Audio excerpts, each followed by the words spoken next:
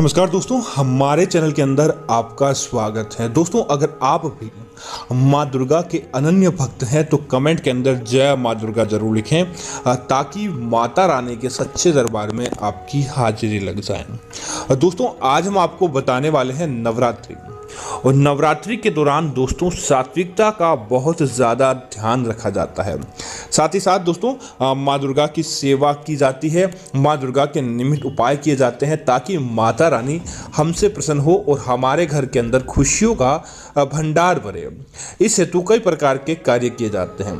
तो दोस्तों, कई लोगों ने हमें कमेंट के माध्यम से सवाल किया कि हम नवरात्रि के दौरान अगर व्रत करते हैं तो कौन सी चीज़ें हमें खानी चाहिए और दोस्तों कौन सी चीज़ें हमें नहीं खानी चाहिए।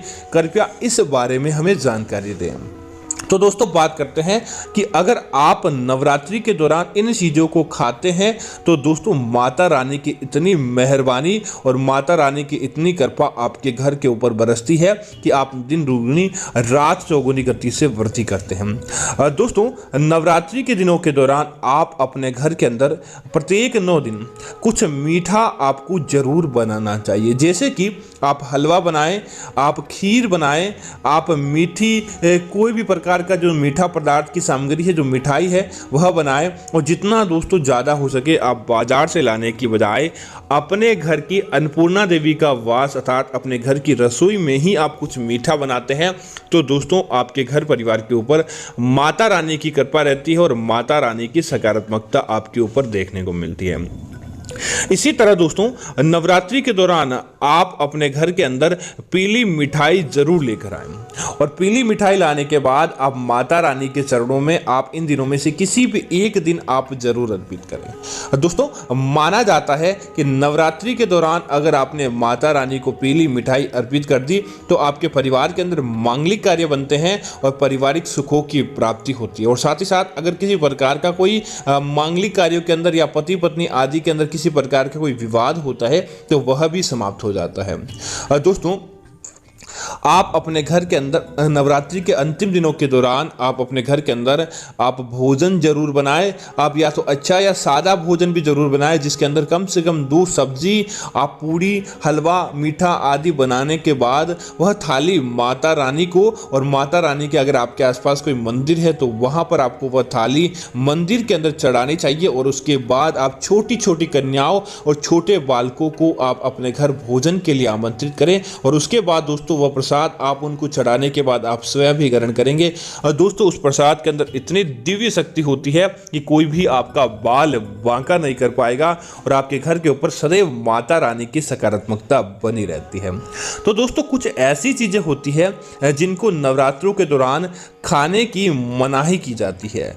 अगर दोस्तों नवरात्रि के दौरान वह चीजें हम आप खा लेते हैं तो दोस्तों हमारे ऊपर कई प्रकार के दोष लग जाते हैं और हमें दुखों का सामना करना पड़ता है।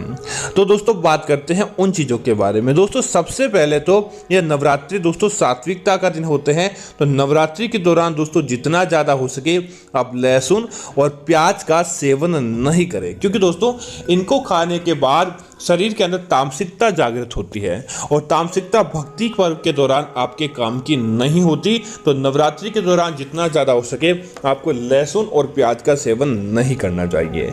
दोस्तों दूसरी चीज़ की बात करें तो अगर आपने नवरात्रि का व्रत किया है और नवरात्रि के व्रत का आप पारण कर रहे हैं, या घर के अंदर कोई भी एक परिवार का सदस्य भी नवरात्रि का व्रत करता है, तो नवरात्रि के 9 दिनों के दौरान आपको अपने घर के अंदर बैंगन नहीं बनाना चाहिए, न ही आपको बैंगन खाना चाहिए, और न ही किसी को भी प्रसाद या ऐसे ही दान पुण्य के तौर पर भी बैंगन नहीं देना चाहिए।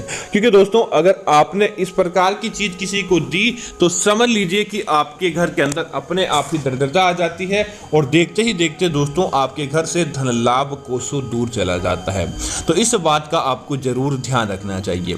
इसी तरह दोस्तों नवरात्रि के दौरान आपको अपने घर के अंदर दूध आपके घर के अंदर फट जाता है और बार बार आपके घर के अंदर ऐसा हो रहा है कि आपके घर के अंदर दूध फट रहा है, तो दोस्तों इसका संकेत भी बहुत बुरा माना जाता है और समझ लीजिए कि आपका आने वाले समय के अंदर आपको परेशानी झेलनी पड़ सकती है। तो दूध उफनते समय आपको जरूर नवरात्रि के दौरान ध्यान दान देना चाहिए। इसी तरह दोस्तों नवरात्रि के दौरान कुछ दालों को खाने की भी मनाही की गई है। जैसे कि दोस्तों आपको काली उड़द की दाल नवरात्रि के दौरान न तो बाजार से खरीद कर लेकर आनी चाहिए और न ही आपको काली उड़द की दाल आपको खानी चाहिए। इसी तरह दोस्तों लाल मसूर की दाल भी अगर आप नवरात्रि के दौरान खाते हैं तो आपके ऊपर कर्ज चढ़ जाता है और कर्ज उतरने का नाम नहीं लेता है। इसी कारण नवरात्रि के दौरान लाल मसूर की दाल खाने की भी मनाही की जाती है। दोस्तों इसी तरह अगली चीज की बात करें तो नवरात्रि के दौरान दोस्तों आपको इस बात का तो विशेष ध्यान रखना चाहिए, आप कैसे भी चाहे आप कितने भी ज्यादा काम में लेते हो, लेकिन नवरात्रि के 9 दिनों के दौरान आपको मांस का सेवन, मछली का सेवन आपको भूल कर भी नहीं करना चाहिए। अगर आप नवरात्रि के दिनों के दौरान किसी जीव की हत्या करने के बाद उसके द्वारा प्राप्त किए गए मांस का सेवन करते हैं तो दोस्तों ऐसे लोगों के ऊपर कभी भी माता रानी की कृपा नहीं बरसती है और देखते ही देखते आपके घर परिवार के अंदर माता रानी आपसे क्रोधित हो जाते हैं।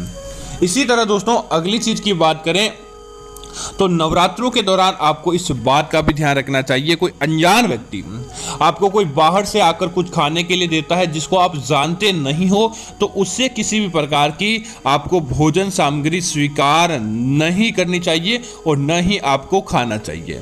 दोस्तों क्या होता है कि नवरात्रि के दौरान कई प्रकार के धार्मिक उपाय किए जाते हैं, धार्मिक कार्य भी किए जाते हैं, लोग जन सेवा के अंदर अपना सर्व कुछ समर्पित कर देते हैं। तो कुछ लोग ऐसे होते हैं जो नवरात्रि के दौरान तांत्रिक क्रियाएं आदि भी करते हैं। अगर दोस्तों हो सकता है कि कोई क्रियाएं आपके ऊपर पड़ जाती है तो दोस्तों आपके ऊपर बुरा असर भी देखने को पड़ सकता है। इसी वजह से इस बात का ध्यान रखें कि आपको नवरात्रि के दौरान किसी अन्य अनजान व्यक्ति से खाने की चीज भी नहीं लेनी चाहिए। इसी तरह दोस्तों अगली चीज की बात करें तो नवरात्रि के दौरान इस बात का ध्यान रखें कि आप जितना ज़्यादा हो सके आपको खट्टी चीज़ों का सेवन भी नहीं करना चाहिए। जैसे कि आप टमाटर, नींबू, इस प्रकार की चीज़ें हो या किसी प्रकार की अन्य खट्टी चीज़ें भी होती है, नवरात्रि के दौरान उनका सेवन भी वर्जित माना जाता है दोस्तों, जिसका कारण है कि खट्टी चीज़ें आपके जीवन के अंदर तामसिकता को बढ़ाती है और नवरात्रि के दौरान खट्टी चीज़ें खाने से आपका मन एकाग्र नहीं रहता या फिर आप उपवास आदि करते हैं तो उसके अंदर तो आपको बिल्कुल भी खट्टी चीज़ें उपयोग में नहीं लेनी चाहिए, अन्यथा आपको आपकी पूजा का फल मिलने की बजाय अशुभ फल की भी प्राप्ति हो जाती है। इसी वजह से इस बात का आपको जरूर ध्यान रखना चाहिए और आप खट्टी चीज़ों का भी सेवन करना नवरात्रि के दौरान बंद कर दें।